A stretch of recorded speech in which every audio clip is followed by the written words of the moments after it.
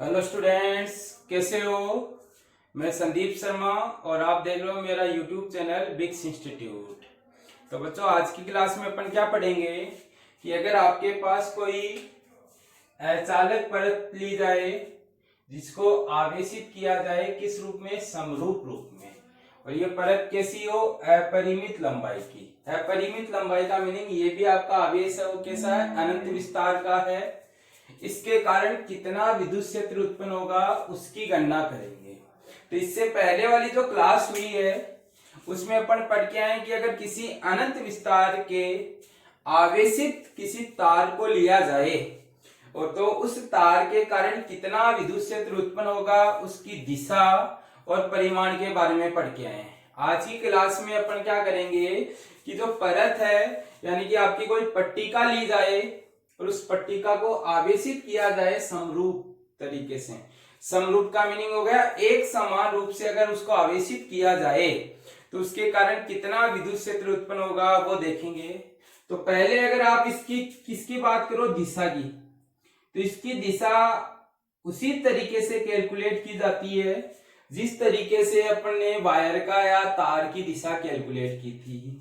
तो तार की दिशा कैसे कैलकुलेट की थी कि ये तार लिया था, इस तार के मध्य में कोई बिंदु लिया गया था जिससे लंबवत दूरी r पर कोई P बिंदु था, जिस पे दिशा निकालने के लिए इस O बिंदु से L दूरी ऊपर और L दूरी आपका नीचे कोई दो अल्पांश A1 और A2 लिए गए थे।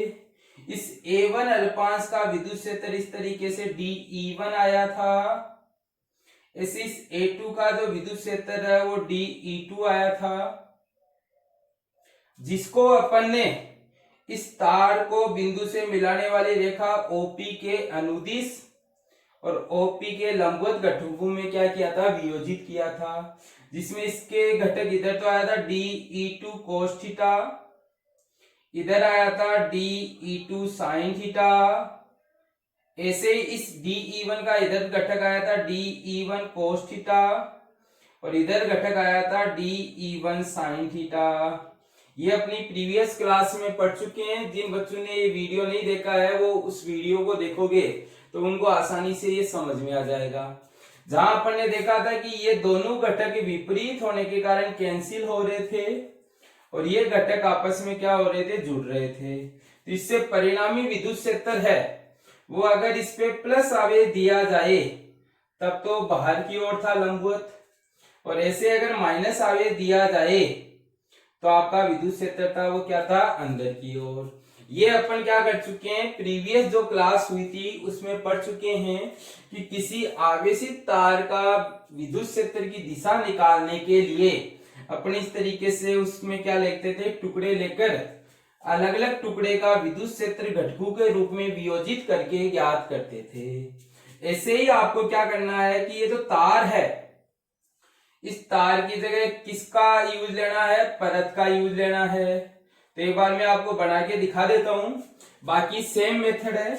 ये आपके पास कोई परत है और इस परत को अपन ने अपरिमित लंबाई का लिया है, यानी कि ये अनंत विस्तार की है।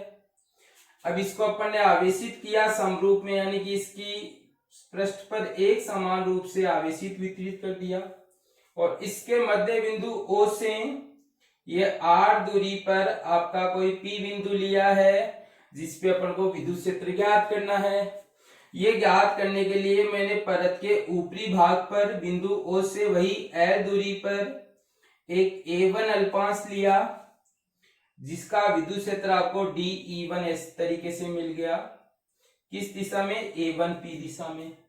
ऐसे ही मैंने यहाँ इसके नीचे भी L दूरी पर एक दूसरा अल्पांश लिया जिसको आप A2 नाम दे सकते हो और उस A2 का विद्युत क्षेत्र आपका dE2 इस तरीके से A2P दिशा में मिल गया। अब इन घटकों को बिंदु को O से मिलाने वाली रेखा के अनुदिश और लंबवत घटकों में अगर वियोजित किया जाए तो इधर तो कोस के घटक आएंगे, इधर साइन के घटक आएंगे जिस तरीके से तार में आए थे। और ये आपस में निरस्त होने के कारण परिणामी विद्युत क्षेत्र जो है शीट का वो भी आपको किस रूप में मिलेगा, वो आपको इस रूप में मिलेगा कि अगर ये परत ली जाए तो प्लस आवेश है तो ये अगर कोई बिंदु है तो इस दिशा में होगा, और अगर आपका माइनस आवेश है और ये बिंदु लिया जाए तो इस दिशा में होगा। यानी आप कह सकते हो इस परत के लंबवत एकांक सदिश अगर एन कैप लिया जाए तो उस एन कैप की दिशा में होगा, जो इधर प्लस एन कैप है, इधर क्या है माइनस एन कैप है। तो बच्चों ये तो दिशा की बात हुई। जो आपको क्या करना है, एक तार का याद करना है। उस तार की जगह अगर आप पट्टिका को बढ़ा दोगे तो आपको किसका विद्युत क्षेत्र मिल जाएगा, आपको ये जो परत है इस परत का विद्युत क्षेत्र मिल जाएगा। आज अपन किसकी बात कर रहे हैं, तीव्रता के परिमाण की बात कर रहे हैं। और तीव्रता का परिमाण ज्ञात करने के लिए अपन ने एक बेलनाकार पृष्ठ की कल्पना की है जो क्या कहलाती है, गॉसियन सतह कहलाती है।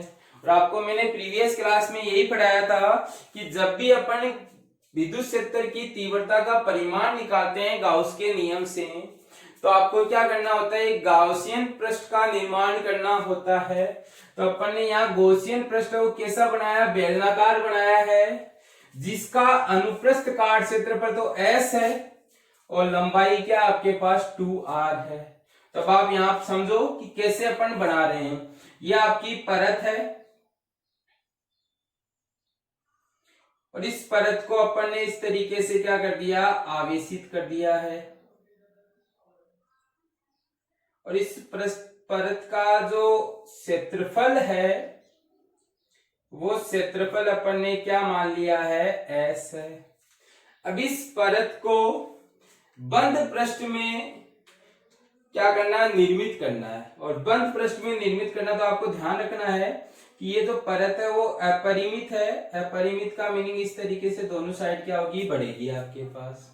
अब इस परत को बंद करने के लिए अपन एक बंद पृष्ठ का निर्माण किया है। और ये आपका बंद पृष्ठ है वो किस तरीके का है, बेलनाकार आकृति का है। तो अपन ने ये इसको बंद पृष्ठ में रख दिया। ये आपका ये जो बेलन बनाया गया है, इस बेलन को नाम दिया जाता है आपका गॉसियन सतह है या गॉसियन पृष्ठ। तो यानी आपका पहला काम यही है कि जो भी आवेश दिया जाए उस आवेश को क्या करना है, एक बंद आकृति में रखना है। और उस बंद आकृति का नाम दिया जाता है गॉसियन सतह है। और वो गॉसियन सतह यहाँ पे कैसी है, बेलनाकार पृष्ठ। अब अपन ने कहा इसकी लंबाई कितनी 2r है और ये जो परत है वो बेलन को दो समान भागों में बांटती है। तो आप ये कह सकते हो कि ये अगर मैं बीच में कोई एक वर्त बनाऊं तो ये इधर की लंबाई भी r है और इधर की लंबाई भी आपके पास r है। तो टोटल लंबाई कितनी होगी, 2r। और इसका जो पृष्ठ क्षेत्रफल है या अनुप्रस्थ काट क्षेत्रफल की बात करो तो ये आपके पास क्या है, s है। यानी परत का क्षेत्रफल और वर्त का जो क्षेत्रफल है वो दोनों क्या है, एक समान है। आप इसको ऐसे समझ सकते हो कि ये बेलन है।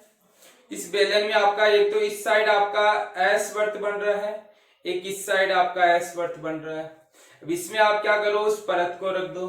तो परत इसके अंदर तभी रखी जा सकती है जब इसका क्षेत्रफल और परत का क्षेत्रफल आपस में क्या हो, बराबर। तो अपन ने इस परत का क्षेत्रफल s लिया है और इसका वक्र पृष्ठ वर्तीय पृष्ठ का जो क्षेत्रफल है वो भी अपन ने क्या लिया है, s लिया है। तो ये जो s है वो इसका क्या कहलाता है, अनुप्रस्थ काट क्षेत्रफल भी कहलाता है। यानी आप इसको इधर से देखोगे तो ये इसका अनुप्रस्थ भाग मिलेगा तो उसका क्षेत्रफल क्या है, s है। तो ये आपने क्या कर दिया, गॉसियन पृष्ठ का निर्माण कर दिया। अब आपको पता है कि जैसे ही गॉसियन पृष्ठ का निर्माण करते हैं तो गॉसियन पृष्ठ में परिबद्ध कुल आवेश निकालते हैं। तो परिबद्ध कुल आवेश निकालने के लिए आपको एक परिभाषा पता होनी जरूरी है कि आपका एक परिभाषा होता है पृष्ठ आवेश घनत्व।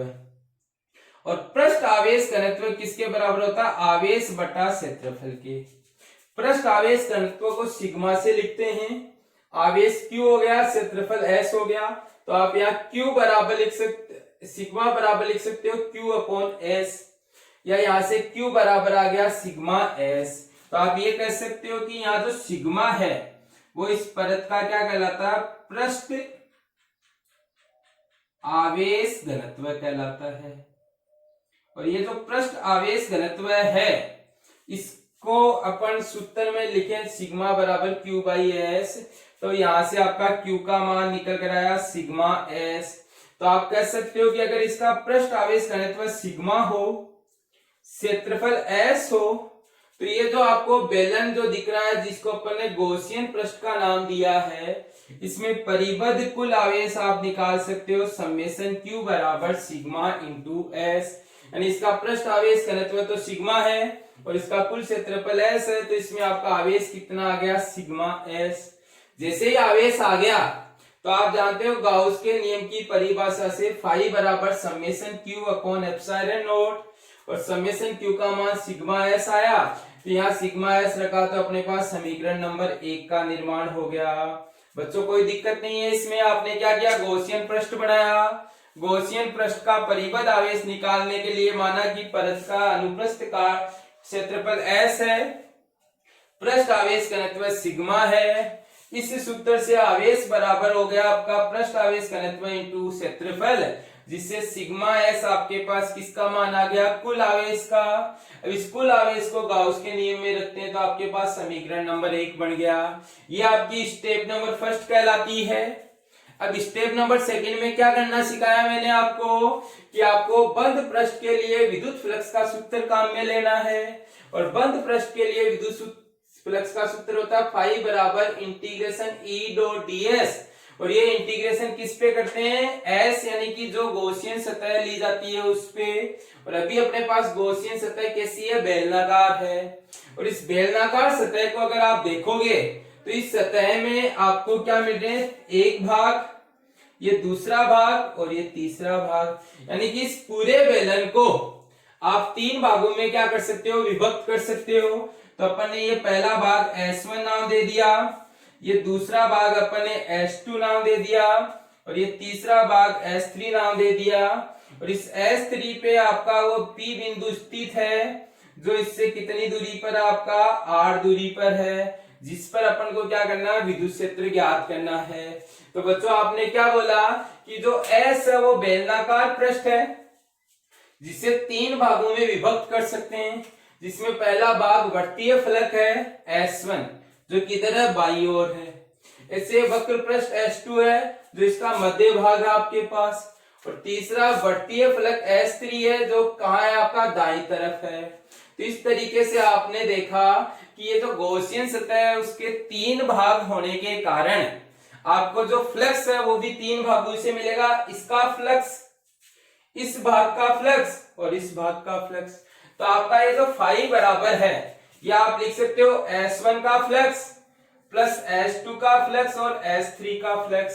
तो आपने क्या किया कि ये जो आपका ऊपर जो सूत्र लिखा हुआ था इसको 3 बार लिख दिया, तीनों आकृतियों के फ्लक्स के रूप में। अब अपन जानते हैं कि E और DS के साथ अगर डॉट आता है तो अपन किसका यूज लेते हैं? कोस का। तो इसको भी लिख दिया EDS कोस थीटा, इस E डॉट DS को भी लिख दिया EDS कोस थीटा, और इस E डॉट DS को भी लिख दिया EDS कोस थीटा। तो अब आप यहां से ये कह सकते हो कि आपका जो बेलनाकार पृष्ठ है उस बेलनाकार पृष्ठ में से अपन को 3 फ्लक्स मिल रहा है जो इस रूप में है। अब आपको इस समीकरण में किसका मान चाहिए? कोस थीटा का मान चाहिए। और कोस थीटा क्या होता है? आपका E और DS के मध्य का कोण होता है। तो अपन S1 सतह पर E और DS की दिशा लिखें तो ये S1 है, इस पे आपने एक छोटा सा अल्पांश लिया और इस अल्पांश का क्षेत्रफल आपने कितना मान लिया? DS है। तो अब इस प्लस आवेश के कारण इस पे विद्युत क्षेत्र है वो तो बाहर की ओर E हो गया। ऐसे ही अगर इसका क्षेत्रफल सदिश बनाए तो वो DS वेक्टर है वो इस तरीके से इस तरफ आ गया। तो आप यहां से ये कह सकते हो कि सर ये E और DS दोनों एक दूसरे के समांतर हैं। ऐसे अगर इस पे भी आप क्या करो? E और DS की दिशा लिखो तो प्लस आवेश के कारण विद्युत क्षेत्र बाहर की ओर मिल गया, और आपका इसका क्षेत्रफल सदिश DS है वो भी पृष्ठ के लंबवत बाहर की ओर होता है। तो ये E और DS भी समांतर आ गए। ऐसे अगर मैं इस पे आपका एक कोई अल्पांश लूं और इस अल्पांश का विद्युत से क्षेत्रफल सदिश बनाओ ds, वो तो इधर आया, और इसका जो क्षेत्रफल सदिश विद्युत क्षेत्र E है वो इस तरफ है, तो इस तरीके से यहाँ का कोण कितना बन गया, 90 डिग्री बन गया। तब आप ये कह सकते हो कि चित्र में पृष्ठ S1 और S3, कौन सा S1 और ये S3, इस पर E समांतर है ds के, जिसके कारण थीटा बराबर 0 आ गया, यानी कोस थीटा बराबर 1 लिख सकते हैं। ऐसे S2 पृष्ठ पर आपके पास E और ds लंबवत है, जिसके कारण थीटा 90 बन गया, और आप कह सकते हो कोस थीटा की वैल्यू 0 हो गई। तो अगर आप इस समीकरण में देखो तो इस समीकरण में इस कोस थीटा की वैल्यू 1 है, इस कोस थीटा की वैल्यू 1 है, और यहाँ का कोस थीटा किसके बराबर है, 0 के बराबर है। तो आपने यहाँ 1, यहाँ 1 और यहाँ 0 रख दिया। अब आप देख सकते हो कि ये जो E है ये इस पृष्ठ पर क्या है, एक समान, यानी कि इस परत से इसकी दूरी r है और इस परत से इसकी दूरी भी r है। तो आप कह सकते हो कि इस पूरे पृष्ठ पर E नियत रहेगा और इस पूरे पृष्ठ पे भी E का मान नियत रहेगा। तो इस E को समाकलन से बाहर लिख दिया, तो यहाँ बचा ds S1, ये आपका 0 हो गया। इस E को भी बाहर लिखा तो E तो बाहर आ गया, और ये हो गया इंटीग्रेशन S3 ds। अब आपके पास यहाँ इंटीग्रेशन S1 और इंटीग्रेशन S3 किसको बताता है कि ये ds तो आपका छोटा सा भाग है, और पूरे का समाकलन करेंगे तो इस पूरे वृत्त का क्षेत्रफल बताएगा, और पूरे वृत्त का क्षेत्रफल अपन ने कितना लिया है, S लिया है। तो आप यहां से ये कह सकते हो कि इंटीग्रेशन S1 इंटीग्रेशन ds का किस पे, S1 पे, ऐसे इंटीग्रेशन ds का S3 पर, ये दोनों बराबर हैं, और दोनों बराबर हैं वो किसके बराबर है, S के, जिसको आप कह सकते हो वृत्तीय भाग का पृष्ठीय क्षेत्रफल। तो इस तरीके से आप इसकी जगह भी S लिख सकते हो और इसकी जगह भी आप क्या लिख सकते हो, S लिख सकते हो। तो ES प्लस ES बराबर हो गया 2ES, तो यहाँ से फाई बराबर 2ES समीकरण नंबर 2 हो गया।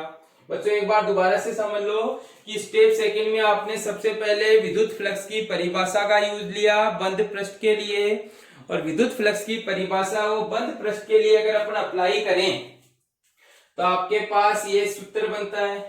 इस सूत्र में S को अगर देखें तो गॉसियन सतह होती है, जिसके 3 भाग होने के कारण 3 फ्लक्स मिले। तीनों फ्लक्स के लिए अपन ने कोस थीटा का मान निकाला, तो 2 पृष्ठ पे तो कोस थीटा 1 निकला और 1 पृष्ठ पे कोस थीटा 0 निकला, जिससे आपके पास ये बना, जिसमें इन दोनों भाग का क्षेत्रफल बराबर है S के, तो अपन ने दोनों भाग का क्षेत्रफल SS रख दिया। तो यहां से आपके पास फाई बराबर 2ES निकल कर आया। अब स्टेप नंबर 3 में क्या करते हैं कि ये समीकरण 1 और ये समीकरण 2 है, इन दोनों की अगर तुलना करें तो आपके पास यहां से तो आया 2ES और यहां से आया sigma S upon epsilon not. S से S तो कट गया और E का मान निकल कर आया सिग्मा अपॉन 2 एप्सिलॉन नॉट। और इसी सूत्र को आप ऐसे भी लिख सकते हो कि सिग्मा का मान Q बाई S भी होता है, तो आप ये लिख सकते हो Q upon 2S epsilon not. तो अगर आवेश के रूप में सूत्र यूज में लेना तो ये लो, और अगर पृष्ठ आवेश घनत्व के रूप में सूत्र यूज में लेना तो ये लो।